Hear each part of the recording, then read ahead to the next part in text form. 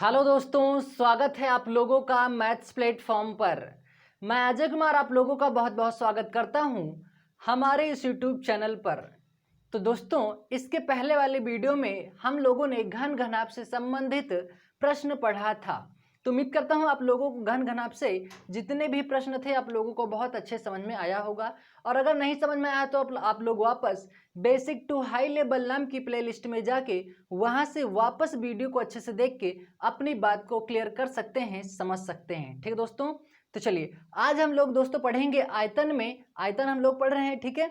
तो आयतन में दोस्तों हम पढ़ेंगे यहाँ पे जैसे बेलन, शंकु व गोला। यहाँ पे हम इन तीनों चीजों के बारे में जानकारी लेंगे, ठीक है, कि कैसे क्या होता है। फिर इस पे हम जितने भी टाइप के प्रश्न बनते हैं उन सभी प्रश्नों को यहाँ पे हम लोग सॉल्व करेंगे, ठीक है।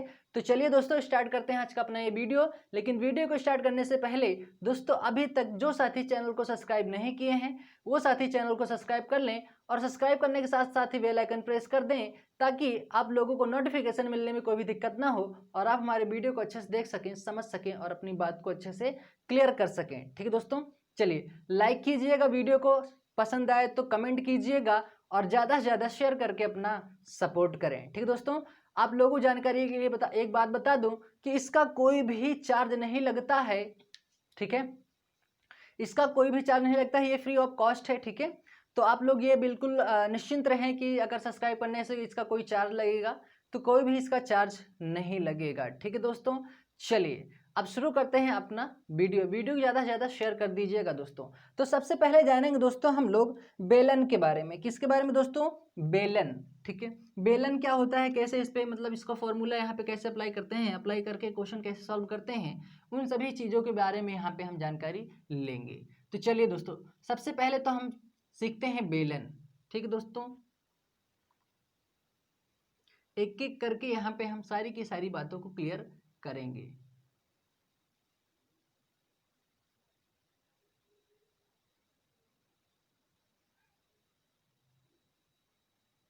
ये दोस्तों क्या है, सपोज दैट ये क्या है, बेलन है, ठीक है।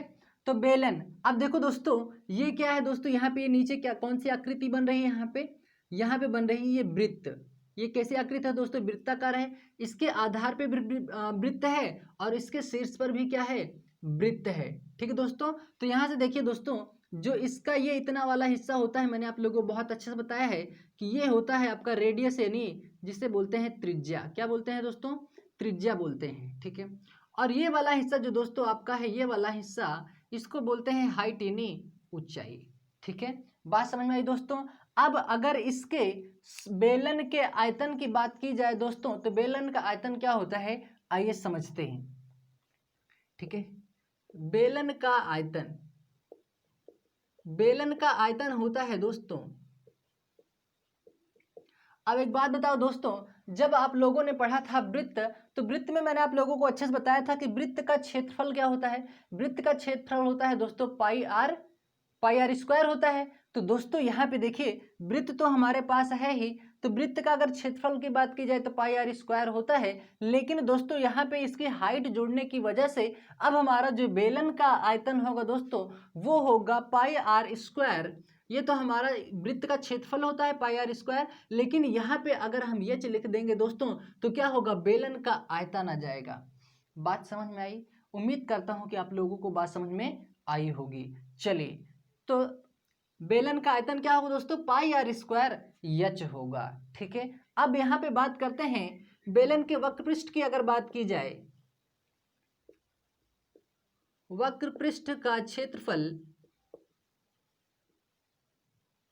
वक्रपृष्ठ का क्षेत्रफल, तो दोस्तों वक्रपृष्ठ का क्षेत्रफल देखो दोस्तों, अब एक बात बताओ दोस्तों, वक्रपृष्ठ का क्षेत्रफल, वृत्त में हम क्या पढ़े थे दोस्तों? वृत्त की परिधि क्या होती है? 2 पाई आर होता है, ठीक है। तो दोस्तों यहाँ पे देखिए दोस्तों, यहाँ पे दोस्तों वक्रपृष्ठ मतलब इसके बाहरी, यानी यहाँ पे इस साइड का पूरा, यहाँ पे ये वाला, जैसे ये पेन है दोस्तों, ठीक है। अब इसके बाहरी वाला जो हिस्सा होगा उसका क्या है, परिधि है, ठीक है। तो परिधि क्या होती थी दोस्तों? वृत्त की परिधि होती थी वहां पे 2 पाई आर होता था, यही होता है, ठीक है। लेकिन यहाँ पे दोस्तों अगर वक्रपृष्ठ का यानी बेलन का वक्रपृष्ठ का क्षेत्रफल अगर पूछा जाए तो इसमें ऊंचाई जोड़ने की वजह से पाई आर तो है ही हमारे पास 2 पाई आर, यहाँ पे ये लिख देंगे तो क्या हो जाएगा, वक्रपृष्ठ का क्षेत्रफल हो जाएगा। किसका? बेलन के वक्रपृष्ठ का क्षेत्रफल, ठीक है। तो उम्मीद करता हूं आप लोगों को ये चीज अच्छे समझ में आ गया होगा, ठीक है। अब यहाँ पे देखते हैं दोस्तों शंकु, ठीक है। शंकु पे बात यहाँ पे अच्छे से क्लियर करते हैं। तो दोस्तों ये बात थी सिर्फ और सिर्फ बेलन पे, ठीक है। ये किस पे बात थी दोस्तों? बेलन पे। अब यहाँ पे बात करते हैं शंकु की। ये है बेलन, ठीक है। अब यहाँ पे बात करते हैं शंकु की, ठीक है। तो यहाँ से हम एक अच्छा सा डायग्राम बनाते हैं यहाँ पे उसका, ठीक है।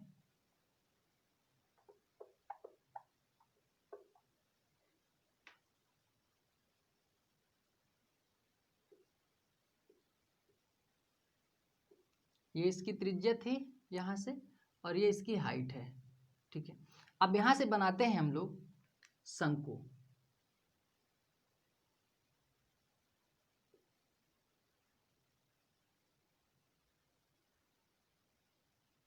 ये दोस्तों क्या है? शंकु जैसे एक कैप टाइप का होता है दोस्तों, ठीक है। अब यहाँ पे देखो दोस्तों, यहाँ पे ये क्या है दोस्तों? ये क्या है दोस्तों? ये वाला हिस्सा क्या है? ये है वृत्त, ठीक है। ये क्या है? वृत्त है। और यहाँ से यहाँ तक की एरिया क्या कहलाती है दोस्तों? इसकी रेडियस कहलाती है, यानी त्रिज्या कहलाती है, ठीक है। क्या कहलाती है दोस्तों? त्रिज्या। और ये वाला जो भाग है दोस्तों, ये क्या है? ये इसकी ऊंचाई है, ठीक है। ये क्या है? इसकी दोस्तों ऊंचाई है। अब यहाँ पे देखिए दोस्तों, जो ये वाला भाग है, ये वाला यहाँ से लेके यहाँ तक का दोस्तों, ये इसकी क्या है? तिर्यक ऊंचाई है दोस्तों, ठीक है। तो तिर्यक ऊंचाई दोस्तों निकालते कैसे हैं? यहाँ पे सबसे पहले बात करते हैं हम लोग कि शंकु की तिर्यक ऊंचाई क्या होती है। शंकु की तिर्यक ऊंचाई क्या होती है दोस्तों? तो यहाँ पे देखिएगा, अगर आप लोग देख पा रहे होंगे यहाँ से, तो दोस्तों एक समकोण त्रिभुज का निर्माण हो रहा है। कैसे हो रहा है दोस्तों? यहाँ से देखिए, यहाँ से ऐसे निकालेंगे दोस्तों, यहाँ से ये वाला इतना ही हुआ, और यहाँ से जब ये ऐसा करेंगे दोस्तों, तो ये क्या होगा? एक समकोण त्रिभुज बन रहा है, ठीक है दोस्तों। तो देखो दोस्तों, हमें आधार पता है, हमें यहाँ से लंब पता है, हमें कर्ण नहीं पता है, ठीक है दोस्तों। तो यहाँ से निकालते हैं दोस्तों, कर्ण स्क्वायर बराबर क्या होता है दोस्तों? वो होता है आधार का स्क्वायर यानी त्रिज्या का स्क्वायर, ठीक है। फिर क्या होता है? लंब का स्क्वायर यानी हाइट का स्क्वायर, ठीक है, यानी ऊंचाई का स्क्वायर। अब देखो दोस्तों, ये क्या होगा? जब यहाँ से ये स्क्वायर हटेगा दोस्तों, तो यहाँ पे क्या लगेगा? यहाँ पे लग जाएगा रूट। क्या लगेगा दोस्तों? अंडर रूट लग जाएगा। तो ये तो है ही हमारे पास R square plus H square. तो दोस्तों ये क्या है? ये है तिर्यक ऊंचाई। ये क्या है? तिर्यक ऊंचाई, ठीक है दोस्तों। इसको हम रिप्रेजेंट कर रहे हैं दोस्तों एल से, ठीक है। तो दोस्तों ये क्या है? ये मैंने इसको कर्ण मारा है, तो कर्ण क्या है दोस्तों? एल है। तो दोस्तों यहाँ पे लिख दीजिए एल। तो यहाँ से यानी आपका क्या निकल के आया? तिर्यक ऊंचाई। क्या निकल के आया दोस्तों? तिर्यक ऊंचाई। यहाँ से दोस्तों आपका निकल के आया तिर्यक ऊंचाई। तो दोस्तों आप लोग से अगर जब भी प्रश्न पूछे कि तिर्यक ऊंचाई क्या होगी शंकु की, तो दोस्तों आप लोगों को अप्लाई क्या करना है? रूट, अंडर रूट में आर का स्क्वायर प्लस एच का स्क्वायर अंडर रूट में, ठीक है दोस्तों। और कैसे आया दोस्तों, मैंने आप लोगों को अच्छे से बता दिया, ठीक है। अब यहीं पे अगर इसके वक्र पृष्ठ के क्षेत्रफल की बात की जाए दोस्तों, तो यहाँ पे देखते हैं, ये क्या हो दोस्तों? ये हुआ तिर्यक ऊंचाई, ठीक है। अब यहां से बात करते हैं वक्र पृष्ठ का क्षेत्रफल, ठीक है दोस्तों। अगर वक्र पृष्ठ के क्षेत्रफल की बात की जाए दोस्तों, तो यहाँ पे होगा दोस्तों, अगर इसके वक्र पृष्ठ का क्षेत्रफल बात किया जाए, तो वो होगा दोस्तों पाई आर एल होगा, ठीक है। तो दोस्तों यहाँ से हम क्या सीखे दोस्तों? तिर्यक ऊंचाई निकालना। वक्र पृष्ठ का क्षेत्रफल निकालने के लिए पाई आर एल होता है, ठीक है। और यहीं पे अगर शंकु के आयतन की बात की जाए, शंकु का आयतन, ठीक है दोस्तों, तो आयतन होता है दोस्तों 1/3 पाई आर स्क्वायर एच होता है, ठीक है दोस्तों। अब यहाँ पे देखो दोस्तों, जो शंकु का आयतन यानी वृत्त का जो क्षेत्रफल होता था, तो दोस्तों वो क्या होता था? पाई आर स्क्वायर होता है। इसमें एच जुड़ने की वजह से दोस्तों यहाँ पे क्या बन रहा है? यहाँ पे ये बना दोस्तों, यहाँ से इतना बना क्या हमारा? यहाँ से हमारा बना क्या है दोस्तों? यहाँ से बेलन के आयतन की बात हुई। लेकिन दोस्तों यहाँ से देखो दोस्तों 1/3 आया, तो यहाँ पे क्या हुआ? शंकु का आयतन होगा 1/3 पाई आर स्क्वायर एच होगा, ठीक है। अब इस चीज को स्क्रीनशॉट ले लीजिए, फिर हम डिस्कस करते हैं गोले पे, ठीक है। चलिए स्क्रीनशॉट ले लीजिए अच्छे से, फिर बढ़ते हैं आगे, गोले पर देखते हैं, फिर उसके बाद प्रश्न करते हैं अच्छे से, ठीक है। चलिए तो दोस्तों अब देखते हैं गोले पे, ठीक है, गोला, ठीक है। अगर दोस्तों यहाँ पे गोले का आयतन पूछा जाए, गोले का आयतन क्या होगा, तो गोले का आयतन होगा दोस्तों 4/3 पाई आर क्यूब, ठीक है। अब देखो दोस्तों ये कोई गोला है, ठीक है। अब ये क्या है दोस्तों, यहाँ से कोई वृत्त निर्माण हो रहा है, ठीक है, यहाँ से। अब ये इतना वाला एरिया क्या है दोस्तों, ये होता ही त्रिज्या, ठीक है, यहाँ पे मैंने त्रिज्या लिखा। और अगर अब इस गोले के आयतन की बात की जाए दोस्तों, तो दोस्तों गोले का आयतन होता है 4/3 पाई आर क्यूब होता है, ठीक है। अब यहाँ से अगर गोले के वक्रपृष्ठ के क्षेत्रफल की बात की जाए, गोले का वक्रपृष्ठ का क्षेत्रफल की बात किया जाए दोस्तों, तो वो होगा 4 पाई आर क्यूब होगा, पाई आर स्क्वायर होगा, ठीक है दोस्तों। क्या होगा, यहाँ पे वापस एक बार फिर से समझ लीजिए, अगर गोले के आयतन की बात की जाए दोस्तों, तो वो होता है 4/3 पाई आर क्यूब। और यहीं पे अगर गोले का वक्रपृष्ठ का क्षेत्रफल पूछा जाए, तो वो होता है 4 पाई आर स्क्वायर, ठीक है। अब यहाँ पे देखते हैं अर्धगोले का क्षेत्रफल, ठीक है दोस्तों। यहाँ से देखिए दोस्तों, ये क्या है दोस्तों, कोई अर्धगोला है, ठीक है। यहाँ से यहाँ वाला एरिया क्या है दोस्तों, ये त्रिज्या है, ठीक है। अब यहाँ से अगर बात किया जाए,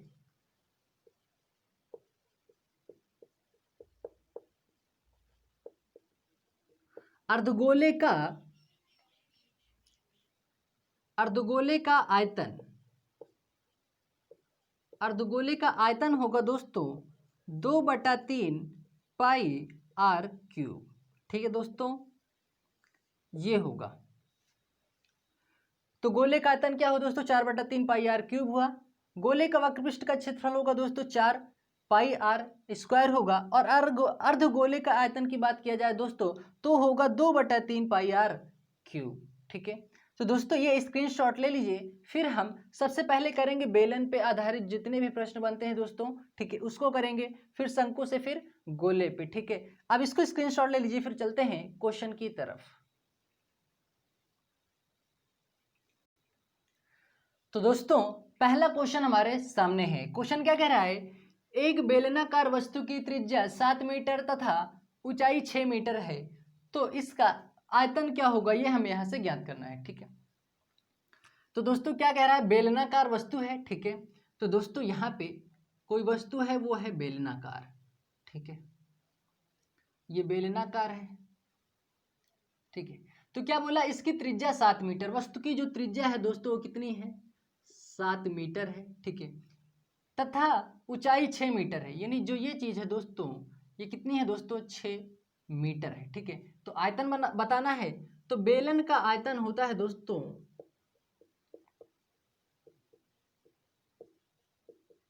क्या होता है दोस्तों, पाई आर स्क्वायर एच, यही होता है, ठीक है। तो दोस्तों देखो, पाई आर स्क्वायर एच होता है, पाई का मान कितना होता है दोस्तों, 22/7 होता है, ठीक है। त्रिज्या है कितनी दोस्तों, यानी आपकी हाइट जो है दोस्तों वो 6 मीटर है, ठीक है। और आपकी त्रिज्या कितनी है, 7 मीटर है, ठीक है।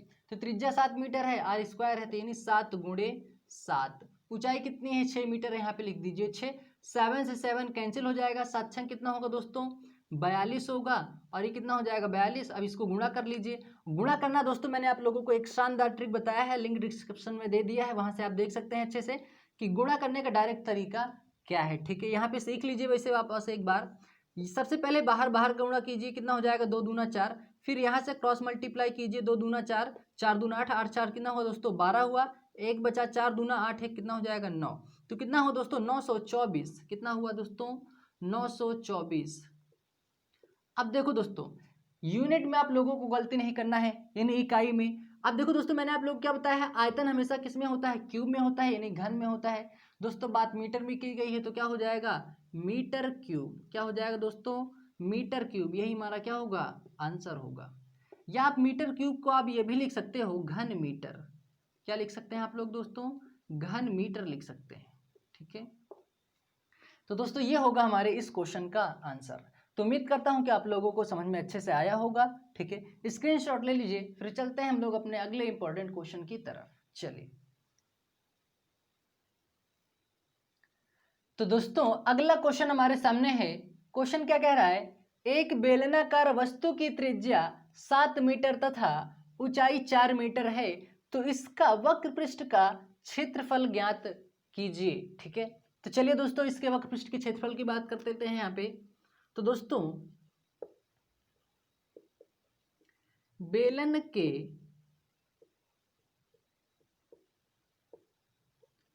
वक्र पृष्ठ का क्षेत्रफल क्या होता है दोस्तों, 2πr/h होता है, यही होता है। अब देखो दोस्तों, आप लोगों को त्रिज्या दी हुई है 7 मीटर और हाइट दी हुई है कितनी दोस्तों, 4 मीटर, यही दिया हुआ है आप लोगों को। अब यहाँ से करना क्या है दोस्तों, ये तो 2 आपके पास रहेगा ही। पाई का मान क्या होता है दोस्तों, 22/7 होता है। ठीक है, त्रिज्या है कितनी दोस्तों, 7 है, ऊंचाई कितनी है, 4 मीटर है, यहाँ पे लिख दिए 4। ठीक है, 7 से 7 कैंसिल हो जाएगा, 22 दूना कितना हो जाएगा दोस्तों, 44। ठीक है, 4 ये है ही आपके पास, कितना हो जाएगा, 4 चौक 16, 4 चौक 16 1 17। अब यहाँ पे देखिए दोस्तों, क्षेत्रफल मैंने हमेशा क्या बताया, क्षेत्रफल हमेशा स्क्वायर में होता है, वर्ग में होता है। ठीक है, तो क्या हो जाएगा दोस्तों, मीटर की बात किया गया है तो क्या हो जाएगा, मीटर स्क्वायर। ठीक है दोस्तों, या आप इस चीज को लिख सकते हैं वर्ग मीटर हिंदी में। ठीक है दोस्तों, तो ये होगा हमारा आंसर। इस क्वेश्चन का आंसर कितना होगा दोस्तों, 176 मीटर स्क्वायर, 176 वर्ग मीटर। ठीक है, तो उम्मीद करता हूं आप लोगों को बात समझ में आई होगी। बस इसी तरह से दोस्तों इजी से क्वेश्चन को हम सॉल्व कर सकते हैं, बात है सिर्फ थोड़ा सा समझने की, जो कि मैं आप लोगों को प्रयास कर रहा हूं समझाने की। उम्मीद करता हूं आप लोगों को अच्छे से समझ में आ रहा होगा। ठीक है, चलिए स्क्रीनशॉट ले लीजिए, फिर बढ़ते हैं अगले प्रश्न की तरफ।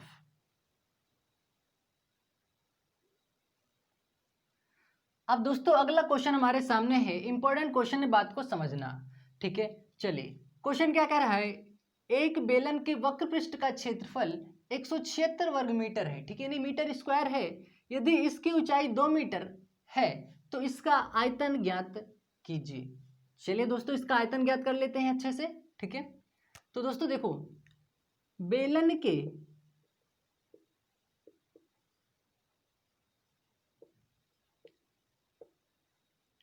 वक्र पृष्ठ का क्षेत्रफल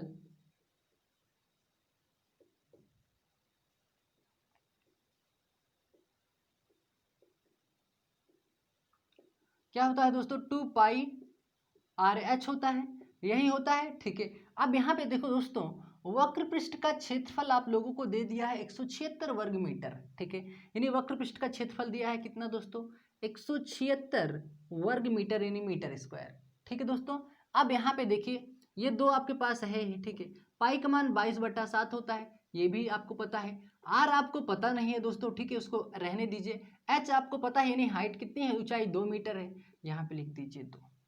अब ऐसा रखने में मेरे ख्याल से आप लोगों को कोई दिक्कत नहीं होनी चाहिए। ठीक है, चलिए अब आगे बात को सॉल्व करते हैं यहाँ से अच्छे से। अब देखो दोस्तों कितना हो जाएगा दोस्तों, 22 दूना 44 होगा। ठीक है, अब ये 22 दूना जब ये दोस्तों 44 हुआ तो 44 दूना 176 होता है। ठीक है, ये कितनी बार गया दोस्तों, ये गया आप लोगों का 2 बार। कितनी बार गया, एक बार यहाँ से गुणा कर लीजिए, 22 दूना 44 हुआ, 44 को 2 से गुणा करेंगे दोस्तों कितना होगा, 2 चौक 8, 2 चौक 8 1 9, नहीं जा रहा है दोस्तों, 1 मिनट, यहाँ से 176 ही होगा। ठीक है, अब यहाँ से दोस्तों इसको कितने से गुणा कर दें, यहाँ से 22 को कैंसिल आउट करते हैं दोस्तों, 22 दिए कितना हो जाएगा, 8 बार जाएगा। ठीक है, 2 ऐसे रहने दीजिए दोस्तों, सिर्फ 22 को कैंसिल आउट कीजिए। 22 को 8 से गुणा करेंगे कितना होगा, 8 दूना 16, 8 दूना 16 1 17, 176 हो जाएगा। यानी कितनी बार गया दोस्तों, 22 8 176 हुआ। ठीक है, अब इसको कैंसिल आउट कीजिए, कितना हो जाएगा, ये 2 चौक 8 हो जाएगा। ठीक है, और ये कितना हो जाएगा, 2 इक्यानम दे 2 हो जाएगा, 2 दूना 4 हो जाएगा। दोस्तों कैलकुलेट आप लोग आसानी से कर सकते हैं। वापस एक बार फिर से समझ लीजिए, 22 अट्ठे होगा 176। ठीक है, 22 अट्ठे 176 हुआ, 8 बार गया। ठीक है, ये हमारे पास 2 बचा हुआ है, ये वाला। ठीक है, तो कितना हो जाएगा दोस्तों, 2 इक्यानम 2 होगा और 2 दूना हो जाएगा 4। ठीक है, ये वाला 2 बचा हुआ, 2 इक्यानम 2, 2 दूना कितना हो जाएगा दोस्तों 4 हो जाएगा। ठीक है, अब यहाँ से देखो दोस्तों आपके पास बचा क्या, ये 2 बचा हुआ है, बराबर में आपके पास बचा हुआ है r अपॉन यानी 7 बचा हुआ है। अब यहाँ से जब इसका तिर्यक मल्टीप्लाई करेंगे दोस्तों तो r बराबर आप लोगों को मिल जाएगा दोस्तों 14 मीटर। कितना मिलेगा दोस्तों, 14 मीटर मिल जाएगा। ठीक है, अब आगे बात को हम यहाँ से अच्छे से और क्लियर करते हैं। अब जब हमें दोस्तों त्रिज्या मिल गई है तो हम ज्ञात क्या कर सकते हैं, बेलन का आयतन ज्ञात कर सकते हैं। ठीक है दोस्तों, तो चलिए बेलन का आयतन यहां से ज्ञात कर लेते हैं।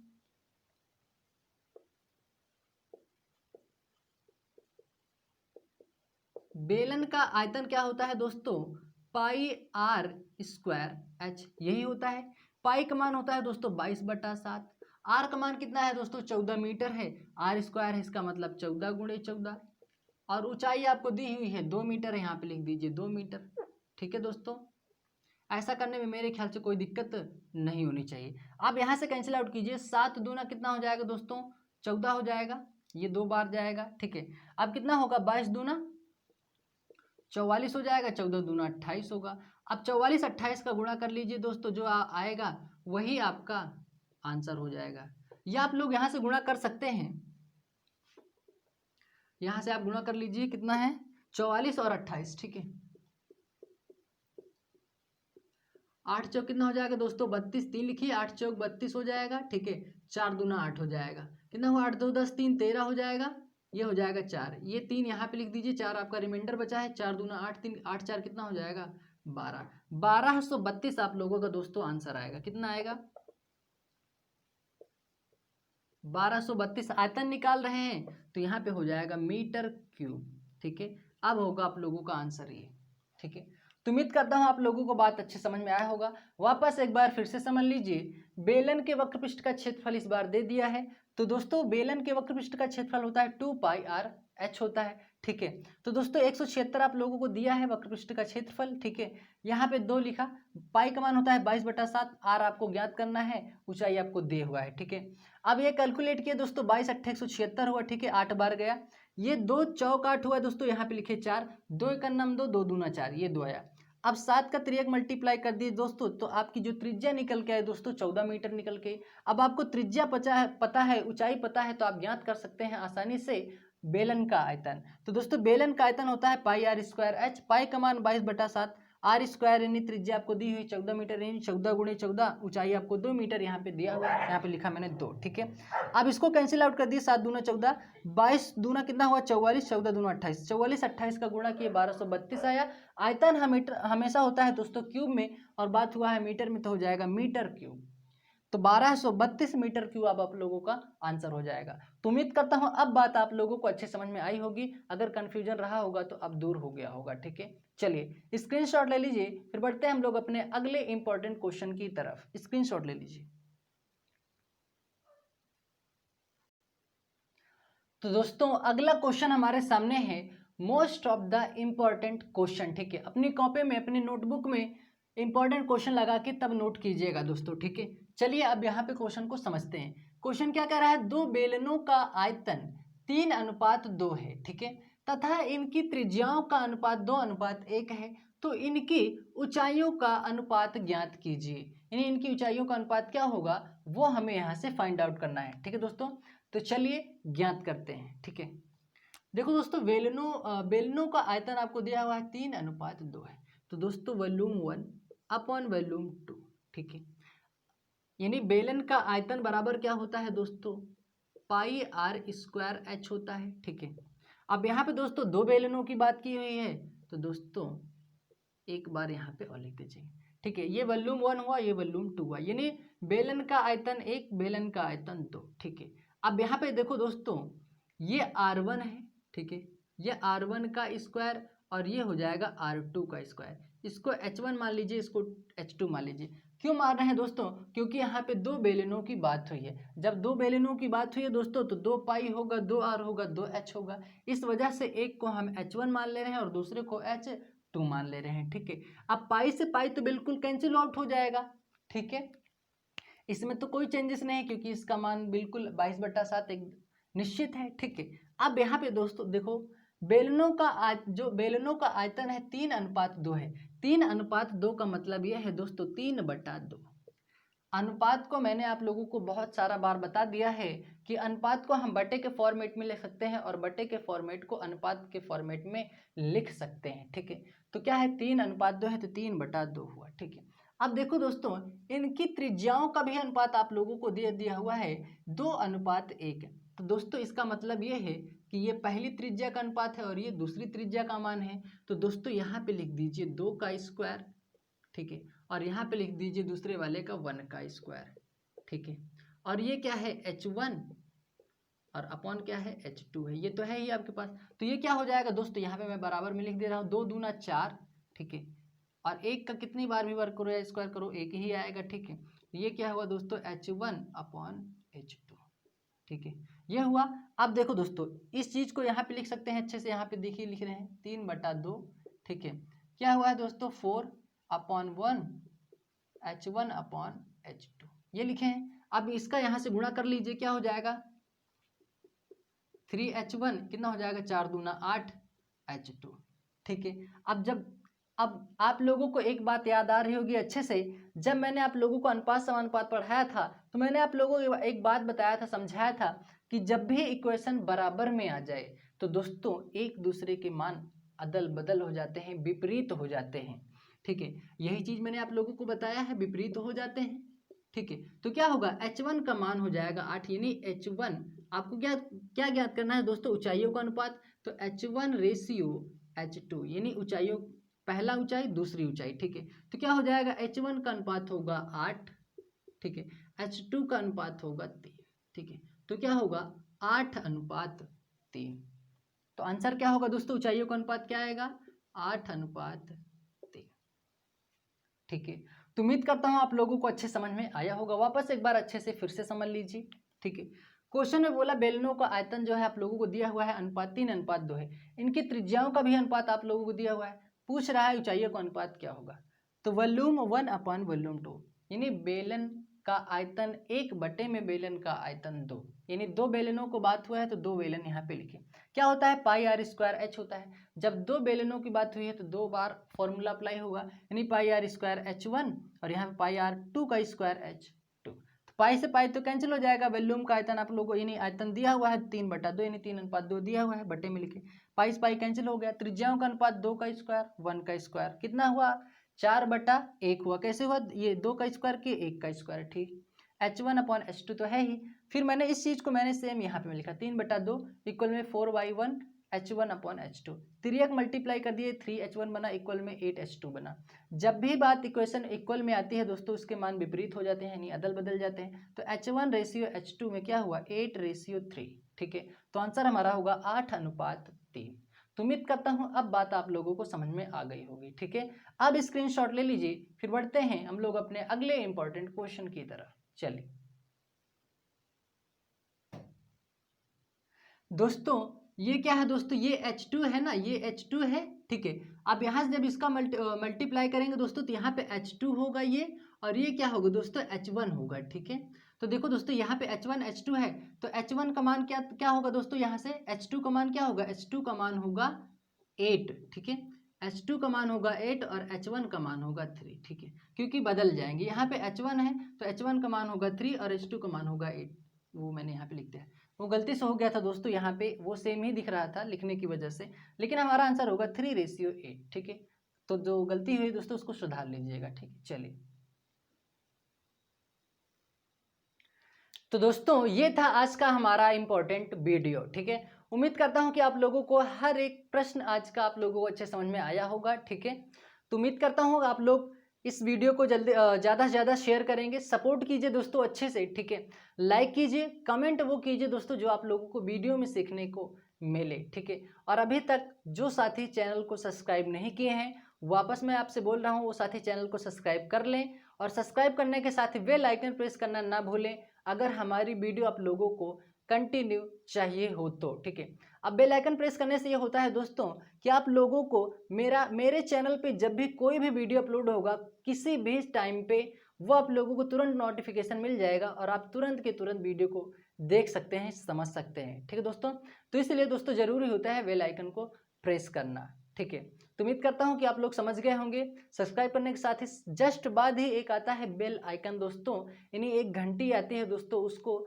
दबा देना है। प्रेस मतलब होता है दोस्तों दबाना, दबा दीजिएगा ताकि आप लोगों को नोटिफिकेशन यानी एक प्रकार से यूट्यूब का मैसेज आप लोगों को मेरे चैनल का मिल सके। ठीक है, तो दोस्तों ज़्यादा से ज़्यादा वीडियो को शेयर कीजिए, लाइक कीजिए, कमेंट कीजिए, तो और अच्छा से अपना सपोर्ट कीजिए, पढ़िए अच्छे से।